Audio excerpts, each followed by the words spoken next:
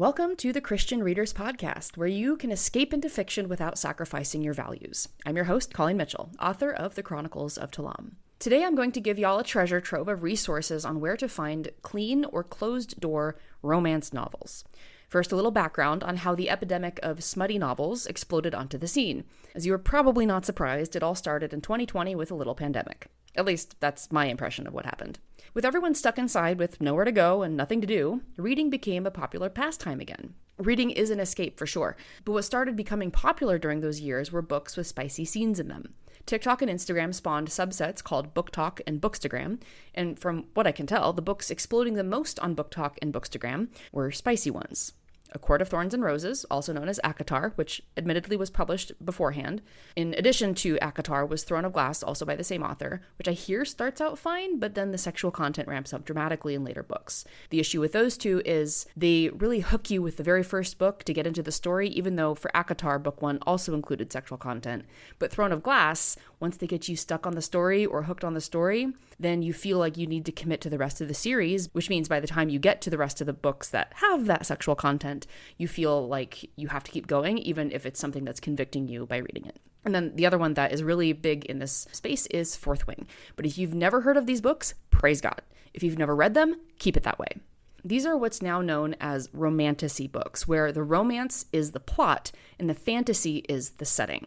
My impression, and this could be totally off base, is that romantasy spawned out of people wanting the swoony elements of romance novels set in fantastical worlds for that extra bit of escapism. Though there have always been romance novels, there were romantasy novels before the pandemic, and there have always been spicy books, it wasn't until the pandemic years that it became socially acceptable to read those things, and not only that, read them in public and recommend them to your friends.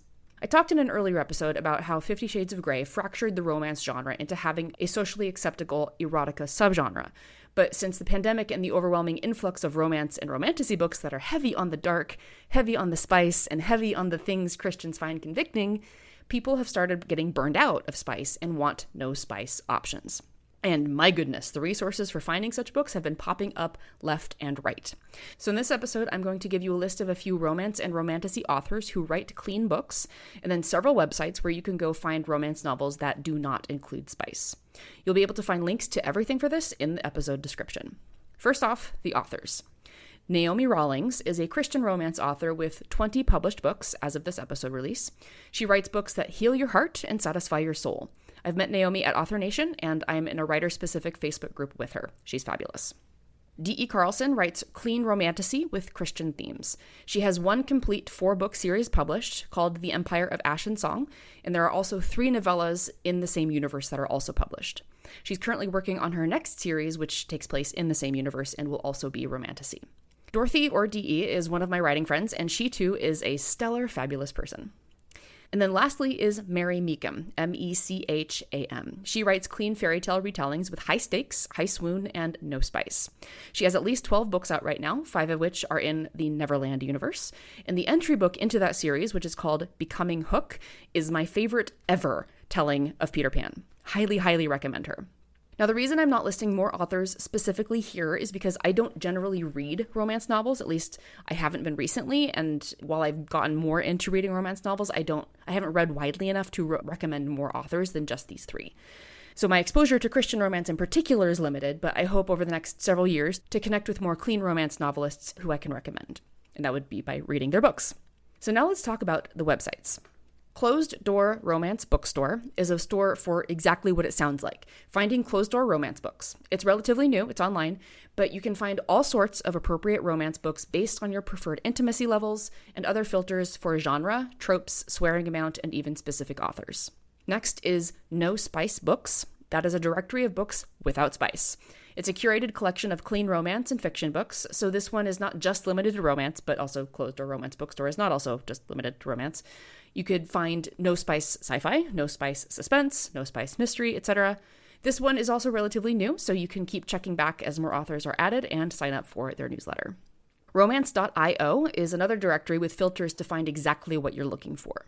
It's not limited to clean or spice-free books, but those are options to filter by. So when you first land on Romance.io, you'll probably see covers or genres or tropes that are not what you're looking for, but once you start filtering, you'll be able to find romance books that fit your preferences. Clean Fiction magazine provides reviews for a number of genres, including romance, and rates each accordingly. One of the first episodes on this podcast was an interview with the founder of Clean Fiction magazine, so you can go back and listen to that in episode 3. They have quite a few back catalogs, all digitally available, so you can find reviews and new reads across genres, including romance. And then Busy Moms Read Too is a website with free book content guides and warnings, meaning you can scroll through pages of books and click into them to read the descriptions, what to expect, and content warnings. And those content warnings include language, sexual content, violence, substance use, prejudices, religious themes, and other topics. They do include a disclaimer that sometimes things may be missed in content reviews and to use your own discretion when choosing books to read. And the last resource I'll share is a Facebook group. It's the Clean and Christian Readers Book Club with about 28,000 members and pretty active posting. Several times a day, I'll see people requesting book recommendations or asking if a specific book is clean or no spice. It's definitely a good group to be in if you're an avid reader and are searching for clean and spice-free books, including romance novels. I'm hoping as time goes on and the demand for clean and spice-free books increases, that more resources like these will pop up, and when they do, I will be sure to share them. If you're a Christian with a book recommendation, there is a link in the description to text me, and I would love to hear it. Thanks for listening to today's episode. If this resonated with you, please share it with your friends so they can find something new to read. God bless, and until next time, goodbye.